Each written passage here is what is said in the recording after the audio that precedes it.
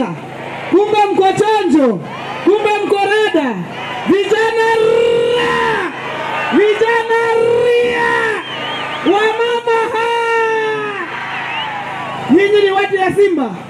Wacha nione wale wanasema Simba ni tutam.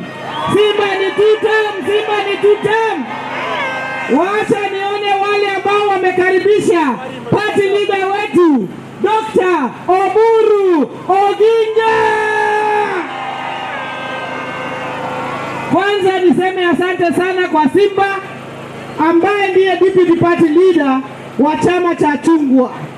Yeye ni Simba kweli kweli, na yeye ameshikilia chama cha chungwa hapa Gusii.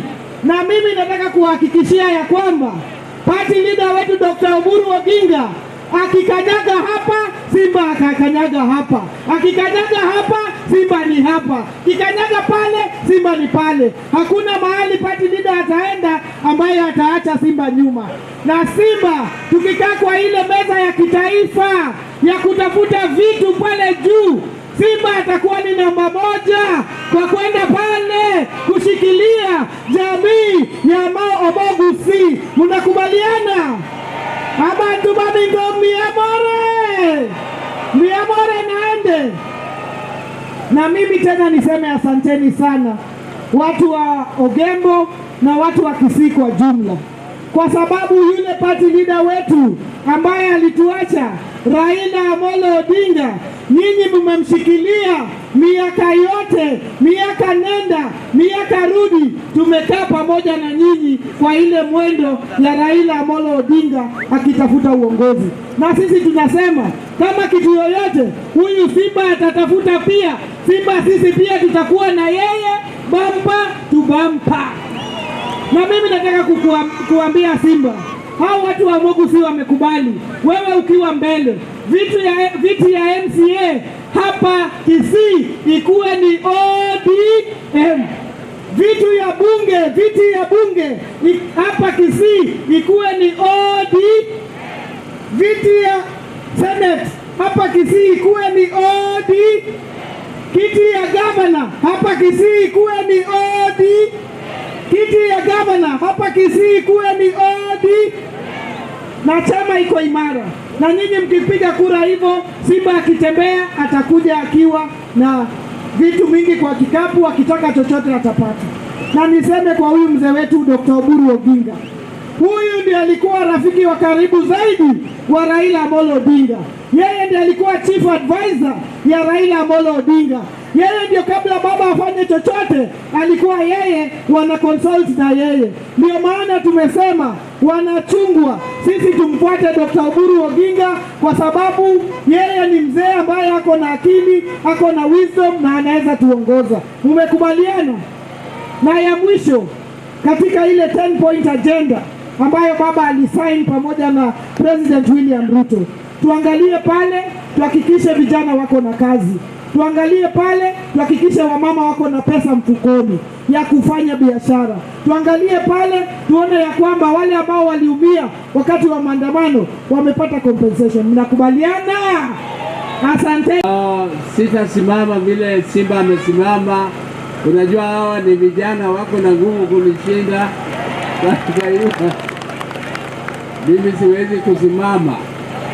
Lakini wale wanasema mimi ni mzee, mimi nimekubali mimi ni mzee. Lakini kila mtu anakuwa mzee. Wale wengine labda hawatafika. Lakini mimi ni Mungu tu, mpango ya Mungu. Na watu wa Ogembo, mimi nimekuja hapa leo kuona vile chama yetu imeimarishwa hapa, na nimeridhika sana vile nilifika na nyinyi mlitupokea hapa na furaha na vigelegele na kila kitu ya kukaribisha mgeni ambaye anapendwa. Kwa hivyo ni asante sana watu wa Ogembo. Ya pili, mimi sasa ni party leader na deputy yangu ni Simba Arati. huyo kijana Simbarati, yeye ndio alipropose jina yangu mimi niwe party leader ya ODM. Hata mimi sikujua, kwa sababu ndugu yangu alikuwa amekufa, na siku hiyo nilikuwa airport Nairobi nikingojea mwili ikuje kutoka India, na nikaambiwa ati wewe umepitishwa kwa NEC ya ODM, ati wewe sasa ndio utashikilia, utakuwa ni party leader ya ODM. Mimi nikasema hii nini kiatu kubwa ya Raila nitaweza kuvaa kweli? Lakini nikasema basi pati yetu haiwezi kuanguka, na sisi bado tuko hai, na nikashikilia na ninaendelea. Na mimi nimekuja kuwauliza hapa kama nyinyi mnanipatia nguvu ya kuendelea mbele. Wangapi wamekubali niendelee? Niendelee au nisiendelee? Basi tutaendelea na tukusuku masukusuku hapa na hapo. Wale majenzi walikuwa wamesukuma serikali kwa kona, walikuwa karibu kutoa, lakini tukaona kutoa serikali bila kura italeta vita kwa Kenya, kwa nchi yetu. Kutoa serikali bila katiba italeta shida kwa nchi yetu. Kwa hivyo tuliona tungojee mpaka uchaguzi.